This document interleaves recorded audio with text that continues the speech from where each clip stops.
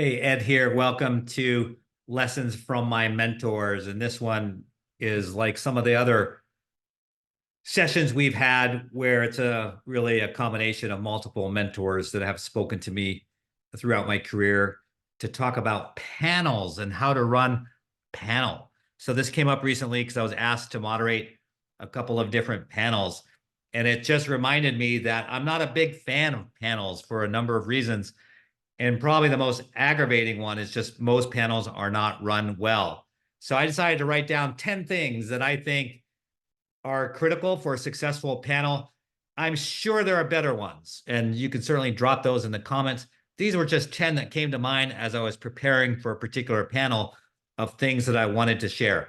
So one, and in no particular order, is make eye contact with the audience. It's too easy in a panel where we look at each other.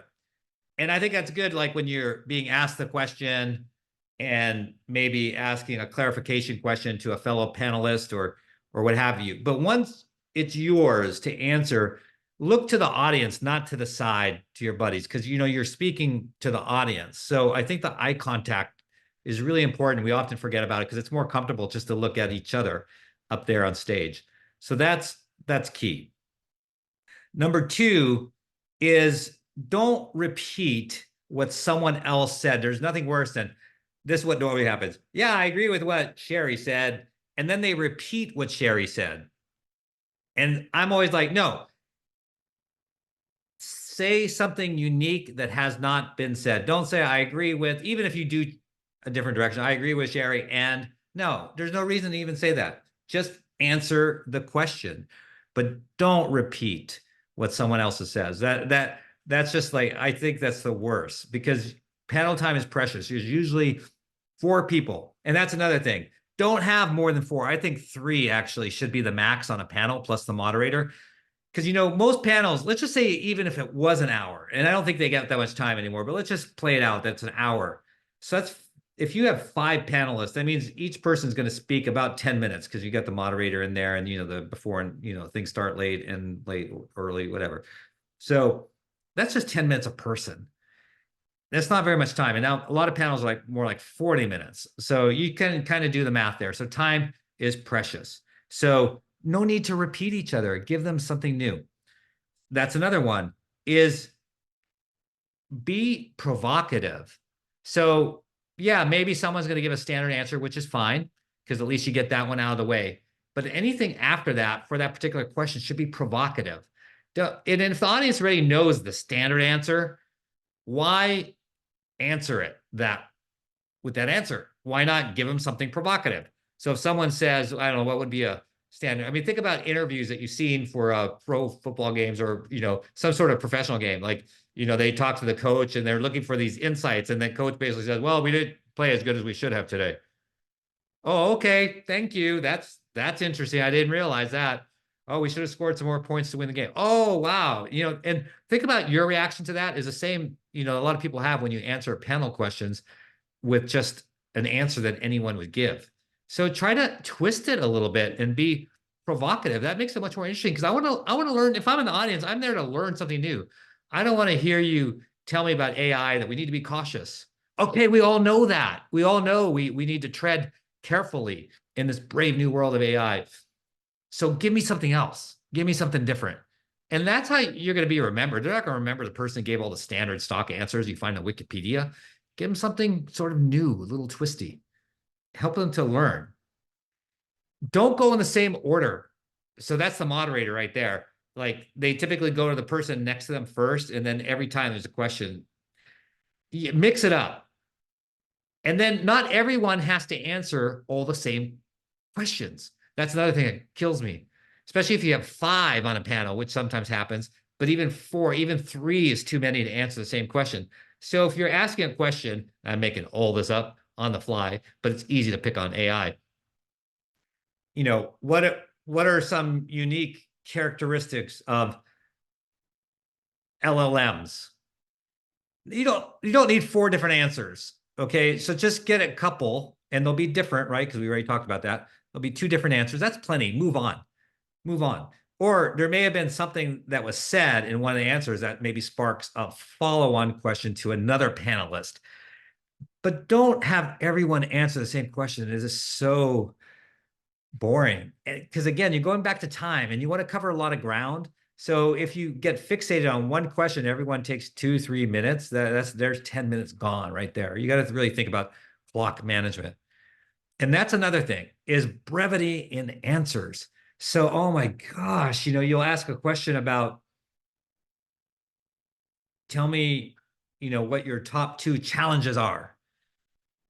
And then someone goes into 10 challenges, or they go down this rabbit hole down one of these challenges and they take 5 minutes. I mean, I've seen it. You all have seen it too. This is nothing new. And it's like, I'm as a fellow panelist or moderator, I'm horrified. I'm like, I don't even want to answer this question anymore because that person just took up all the time that we should be spending on that question. So let's just move on. So I'll do that sometimes. And I try to be suave about it, not like a jerk about it. But I've done that before where I was like, I have nothing new to add. I say it in a nice way with a good tone, but it's like, I'm ready to move on. Next question. So keep that in mind. Try to be concise and leave them wanting for more. There's nothing wrong with that. So you say, what are the top 2 challenges? How hard is that to answer in a minute? It's like, I can make up the answer right now in 30 seconds and then also do it in a provocative way that, like I said, leaves the audience wanting for more, or maybe there's something learned. The biggest challenge I have is just reconciling my authentic self sometimes in the workplace. So leave it there. That took 10 seconds. People are like, And then maybe the moderator, because that's related to the topic or whatever, might dig and say, well, tell us a little bit more. And you can give them another 30 seconds. So I think you get the point, despite my example, is to be brief. Speaking of which, I want to move on. Don't say, that's a great question. That's another killer to me. I think it's just a way for people to buy time on a question. I know I've said it before when I'm like deer in the headlights with that question. Dang, I don't know how to answer that question, so I better say something. That's a great question. That gives me, 3 seconds to kind of get my thoughts together. Don't say it, because the implication, I learned this at Dale Carnegie, the implication is that if you don't say it every time, then those other questions weren't great. So it's like, oh, so that was a great question, but the other ones weren't. Just don't say it. You don't need to say it at all. Tell stories. People remember stories more than they do whatever you're going to tell them running on. So if you tell them, what are the top 2 challenges that you face? And you could say, yeah, mine is resource allocation. We have, 100 widgets available, and there's 1,000 requests for different widgets. And this is how it panned out. We went and we created this process to make sure widgets were distributed evenly based on scoring mechanism in our governance process. And it was our CMO that was a real champion, and she really came through for us. And as a result, we got 100 widgets that we really needed. So they're going to remember that story, how you worked with your CMO, that sort of thing. So anytime you can weave in a story, what has been your greatest lesson ever learned? Well, I'll tell you, it happened in 2019, right before the pandemic. And I was really struggling with this, and I had this going on in my life, and it was really a challenge. And I was like, whoa, what do I do? And I had to reach out for help, and I've never done that before. And I thought, well, people are going to think a lot less of me because I had to reach out for help. But actually it worked. The person was very helpful, and I got things back together, and we cruised and we won the game. They're going to remember that. See, it didn't take very long to tell you that little story. So stories are worth a lot more than any other type of answer. So that's really important. Don't interrupt. So if someone's speaking, give them the floor. Don't interrupt. Don't mansplain. Don't think that no one else understands and only you understand, so you have to explain something. In terms of audience engagement, I like to throw in impromptu questions to the audience. So rather than wait like to the end and say, anyone in the audience have questions, I like to kind of break up the whole thing. And maybe after the first 3 questions to the panel is like, hey, you just heard us. We've been speaking here for 15 minutes. I bet there's something in your mind right now. Who's got something for us? We have time for one question. And then you move on. It just breaks it up, makes it a lot more interesting than saving it for the end. Because by the time the end comes, that question may not really fit in the context of things.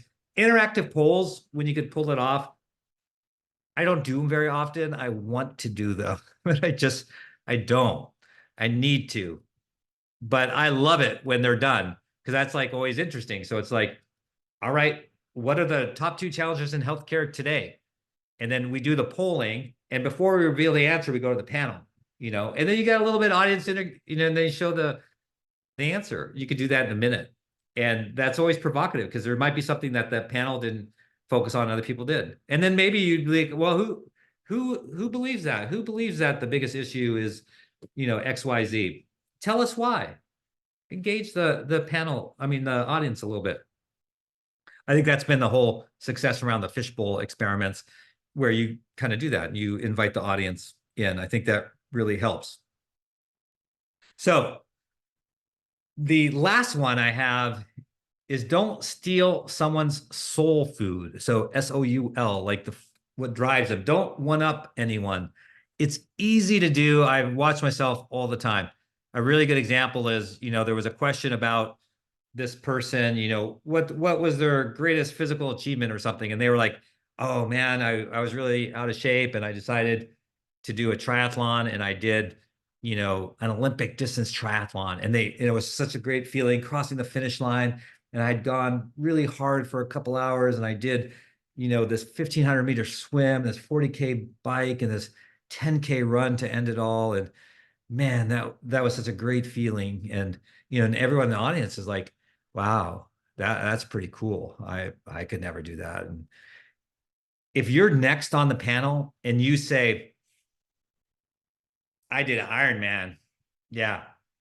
It was about 12, 14 hours, and it's 2.4-mile swim, and it was 112-mile bike, and it was a marathon at the end. That might make you feel good, but you've just crushed your fellow panelist, and that's not the goal. And it makes you look like an ass, I think, to the audience.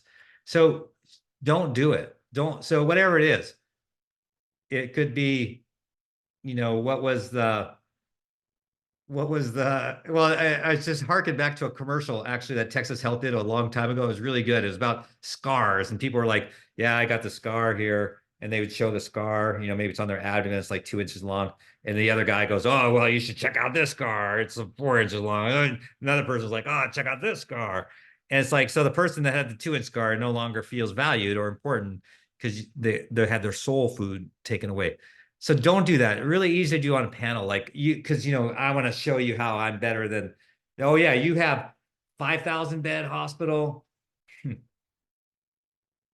One of our floors is 5,000 beds. We got 5 million beds. It's that sort of thing. I think you get that. And that brings me actually to one last thing that I just reminded of.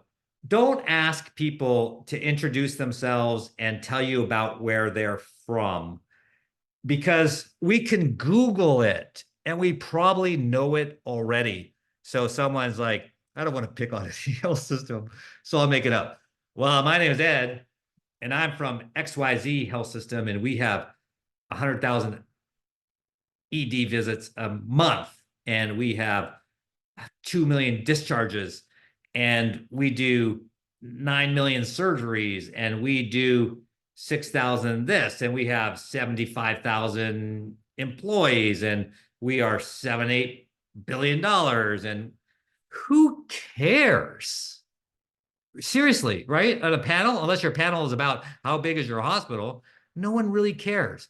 Now, they can Google, again, they can Google you and they'll see, or probably in the materials they receive, there's a short bio. It says Ed Marks, Texas Health.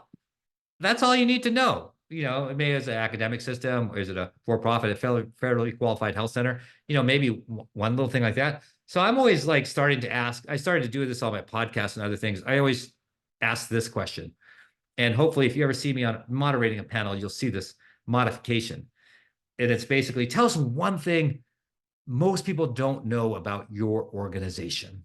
So for Summa Health, where I sit on the board, the founding of Alcoholics Anonymous started there. That's interesting. I didn't know that. Did you know that? I didn't know that. So they recently opened up a new facility, in honor of that individual. And I think it's great. It's something I didn't know. And now I've learned. And so you can learn 4 new things because you have 4 panelists and they're each going to tell you. And then the final thing, and this is note to self as moderator, don't talk too much. So you see some moderators, you think they're on the panel.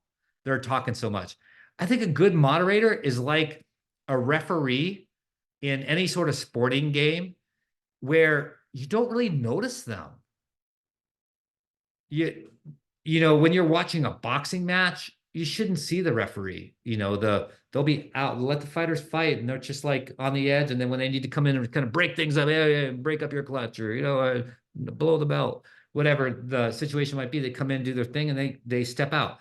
I think that's what a good moderator is.